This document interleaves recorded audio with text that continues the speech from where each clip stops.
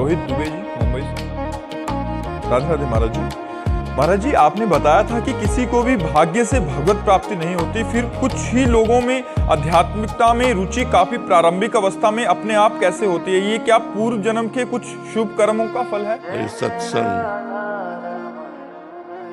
मति कीरति गति भूति भलाई, जब जेहि जतन जहां जेहि पाई, सो जानो सत्संग प्रभाऊ, लोकों वेदन आनो पाओ।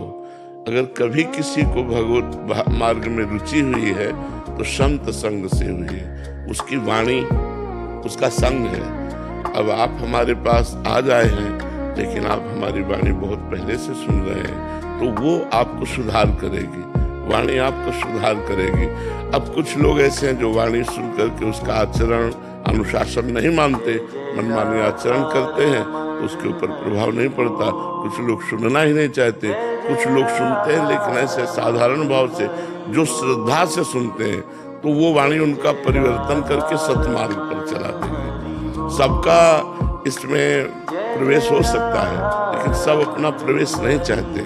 कुछ लोग तो डरते हैं संतों की वाणी सुनने से, अगर सुनेंगे तो शराब छूट जाएगी, मांस छूट जाएगा, गंदे आचरण छूट जाएंगे।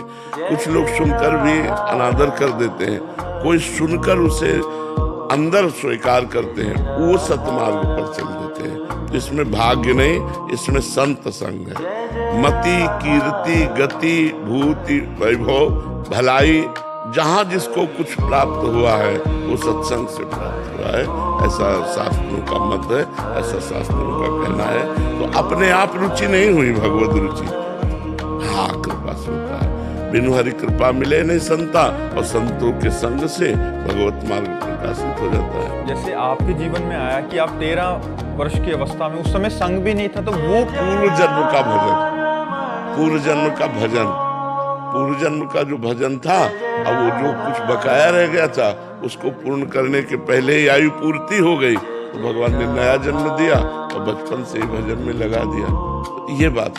हाँ, जैसे कुछ बच्चे ऐसे घरों में पैदा होते हैं जिनमें भगवत, ये पूर्व जन्म के भजनानंद होते हैं, पूर्व जन्म। अब जैसे हमारे घर में एक ऋषि कुल का माहौल था, प्रातः काल 4 बजे सबका उठ जाना, नहा धोकर संध्या बंदन अर्घ पात्र आदि देना, फिर अपने कार्य में जाना, भगवान को अर्पित करके भोजन पाना। बच्चों को शुरू से सब ये सिखाया गया था, तो हम लोगों को सिखाया गया था। तो एक ब्रह्म ऋषि कुल में जन्म हुआ, तो वातावरण एकदम भागवतिक, मोहल्ले में प्याज लहसुन नहीं आता था, घर की तो बात जाने दो, कोई व्यसन नहीं, कोई नशा नहीं, सब भागवतिक।